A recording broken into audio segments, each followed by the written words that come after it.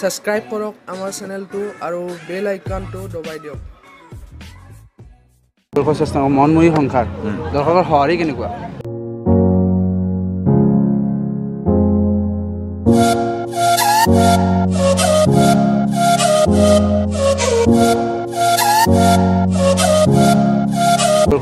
মনময়ী সংসাৰ দৰ্শকৰ সঁহাৰি কেনেকুৱা? সহায়টো আপোনালোকে দেখিছে এটা বহুত ধৰণৰ সঁহাৰি, যিটো আমি আচলতে প্ৰথমতে ভয় খাইছিলোঁ এইখন ফিল্ডত নাটক কৰিবলৈ আহি। যিহেতু এইখন পূজাৰ পৰা এতিয়া উৎসৱৰ বতৰত মানুহৰ মনবিলাক উৎসৱমুখী হৈ থাকে, মানে বহলমুখী হৈ থাকে, য'ত মানুহ দুখে তালৈ যাবলৈ মন কৰে। তেনেকুৱা এটা অৱস্থাত আমাৰ যিকোনো কাৰণৰ পৰিৱেশত আমাৰ ফিল্ডখন এঠাইত কেঞ্চেল হৈ আমি ইয়ালৈ আহিবলগীয়া হ'ল, পূজাৰ পৰা বহুত দূৰত। কিন্তু এনেকুৱা এটা পৰিৱেশৰ সৃষ্টি হ'ল এইকেইদিন যেন পূজাৰ সমস্ত মানুহ যেন ইয়ালৈ উঠি আহিছে। বহুত ভাল লাগিছে আমাৰ। আমি প্ৰথমতে শংকিত হৈছিলোঁ আমাৰ বৰদৈচিলা পৰিয়াল যে পূজাৰ বতৰততো মানুহ পূজালৈ যাব, য'ত পূজা হৈছে তাতেই থাকিব, ইয়ালৈ ক'ত আহিব। কিন্তু সেই প্ৰমাণ কৰিলে এখন নাটকৰ যিটো মাধুৰ্য, নাটকৰ যিটো হেঁপাহ, মানুহৰ নাটকৰ প্ৰতি যিটো টান, সেই হেঁপাহে সেই টানে আচলতে পূজাৰ সমস্ত পৰিৱেশেই সলাই পেলাইছে। এই ফিল্ডলৈ চব মানুহ আহি গৈছে। কালি হাজাৰ বিজাৰ মানুহ, আজি মানুহ তিনিটাকৈ দৰ্শনী চলিছে আৰু উৎসৱত তেনেকুৱা তিনিটা দৰ্শনী চলেই। তথাপি ইমান মানুহৰ সমাগম বহুত ভাল লাগিছে। তোমালোকৰ জৰিয়তে মই মুকালমুৱাবাসী ৰাইজ লগতে অসমৰ প্ৰতিজন দৰ্শকৰ ওচৰত কৃতজ্ঞ যে আমাৰ বিশুদ্ধ এখন নাটক কৰিছোঁ মনময়ী সংসাৰ। তিনিখন নাটকেই কৰিছোঁ, এখন দেউতা, এখন হ'ল গৃহলক্ষ্মী। তিনিখন নাটকে সমানে আদৰি লৈছে। মনময়ী সংসাৰৰ বৰদৈচিলা, যিটো বৰদৈচিলাৰ ধোঁৱাৰ সৃষ্টি কৰিছে, বৰদৈচিলাৰ সৃষ্টি কৰিছে, সেই বৰদৈচিলাৰ ওচৰত কোনো দৃষ্টি ৰ'ব পৰা নাই এই বছৰ। গতিকে আমি আশা কৰোঁ এই জয়যাত্ৰা অব্যাহত থাকক।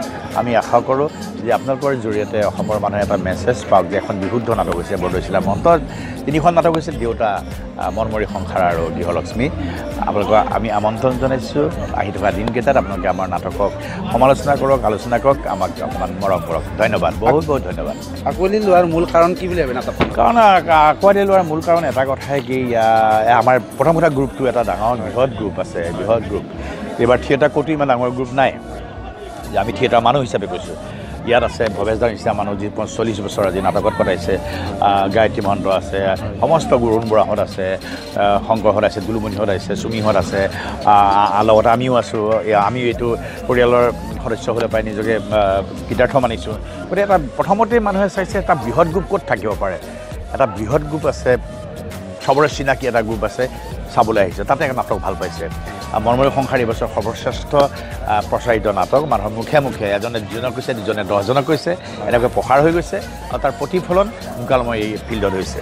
আৰু সেইকাৰণে মানুহ ভাবিছোঁ এখন নাটকত নিজস্বতা কিবা বিচাৰি পাইছে, নিজক বিচাৰি পাইছে, চাবলৈ অহা কিবা বিচাৰি পাইছে, সন্তোষ হৈ পাইছে, বিফল মনৰ অৰ্থে উভতি যাব পৰা অৱস্থা এটা হোৱা নাই। সেইকাৰণে মানুহ ইয়ালৈ আহিছে।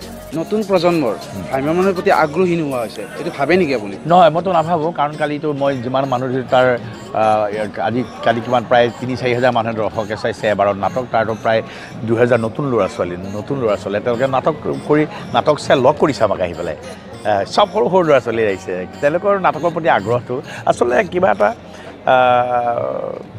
মানে ভাল এটা মেছেজ পালে বা ভাল কিবা এটা চাবলৈ পালে বাস্তৱ জগতত মানুহ আহে ইয়ালৈ, আৰু তাৰ প্ৰমাণ মুকালমুৱা এই ফিল্ড। হয়, বৰদৈচিলা থিয়েটাৰৰ মনময়ী সংসাৰ যথেষ্ট জনপ্ৰিয়তা অৰ্জন কৰিব লাভ কৰিছে। আপুনি কি ক'ব নাটকখনৰ ওপৰত? নাটকখনৰ বিষয়ে ক'বলগীয়াটো মানে আচলতে মুকালমুৱা ৰাইজৰ যিটো সঁহাৰি পালোঁ আমি, মোৰ 40 বছৰ অভিজ্ঞতাৰ পৰা কৈছোঁ। মই মানে বহুতবাৰ কৰিছোঁ মুকালমুৱাত মই থিয়েটাৰ, বিভিন্ন ভাল ভাল এই ক্লাছ থিয়েটাৰে কৰিছোঁ। এইবাৰ অদ্ভুত ধৰণৰ এটা সঁহাৰি পাইছোঁ আৰু নাটকখন খুবেই ভাল পাইছে। যোৱাকালি তৃতীয় দৰ্শনী 3টাকৈ দৰ্শনী কৰিছোঁ আৰু নাটকখন মানে যি জেগাতে কৰিছোঁ ৰাইজে অতি সুন্দৰভাৱে লৈছে। নাটকখন অতি সুন্দৰ নাটক, মৌলিক নাটক। নাটকখন চাই খুবেই ভাল পায়। বৰ অভিজিত ভট্টই খুব সুন্দৰকৈ বৰ ভালকৈ নাটকখন লিখিছে। আৰু মুকালমুৱা ৰাইজৰ যিটো 2খনকৈ থিয়েটাৰ চলিছে ইয়াত, কিন্তু আমাৰ যিটো মানে কালি দেখিলোঁ, যোৱাকালি যিটো পৰিস্থিতি দেখিলোঁ, অভাৱনীয় পৰিস্থিতি। আৰু সেইকাৰণে মুকালমুৱা ৰাইজৰ ওচৰত মই শ্ৰদ্ধাৰে মূৰ দোৱাইছোঁ, তেওঁলোকৰ এইখিনি মৰম স্নেহ আমাক দিয়াৰ কাৰণে।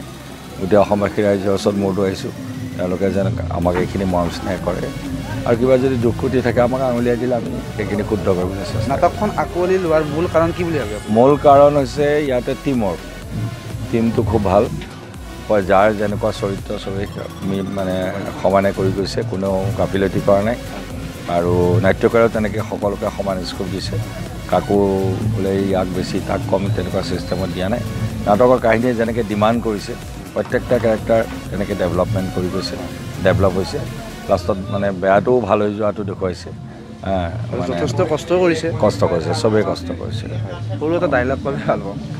সৰু ডাইলগ মানে এতিয়া তথাপি কওঁ আৰু এই যোৱাকালি থাৰ্ড শ্ব' কৰি মাত্ৰ অলপ বহি আছে, তথাপি এই ময়ূৰী আহি যেতিয়া মোক মানে কয় আৰু যে অমুক তমুক, তেতিয়া মই কওঁ যে বাচ্ছাটো আনি দিয়ক, মই নোৱাৰোঁ আনিব, তুমি নিজে লৈ যোৱা, তুমি নিজে সেইদিনে মিছা সংসাৰখন পাতিছিলা, আজি নিজে ভাঙি থৈ যোৱা, সকলোকে চিঞৰি চিঞৰি জনাই দিয়া যে মন ময়ূৰীৰ মিছা সংসাৰখন ভাঙি চিঙি ধান বান হৈ গ'ল, ধান বান হৈ গ'ল।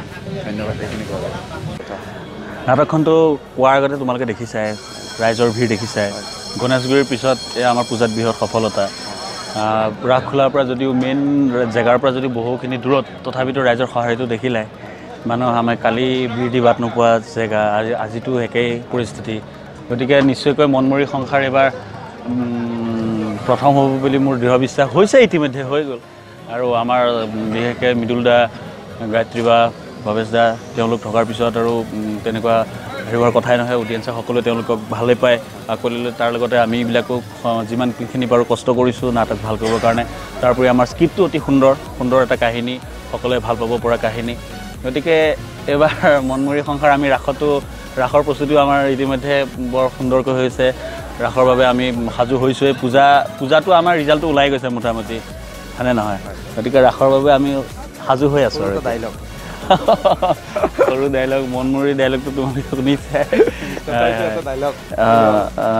মনমৰি ডাইলগ ন, ডাইলগ বুলি ক'লে ফটককৈ ক'বলৈ অলপ অসুবিধা হয়।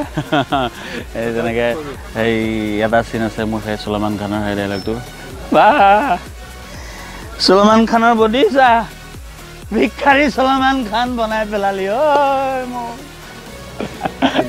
Thank you. হয়, বহুত বিশ্বাসেৰে বৈভৱে মোক ক্ষীৰত খেদুৰ দিছিল, মোৰ কাৰণে তেওঁ সমস্ত ত্যাগ কৰিবলৈ সাজু হৈছিল।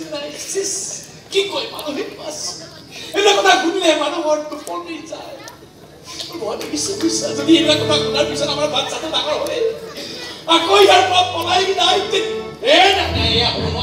হ'ব নোৱাৰে কাৰণে মই সিদ্ধান্ত ল'ব দে।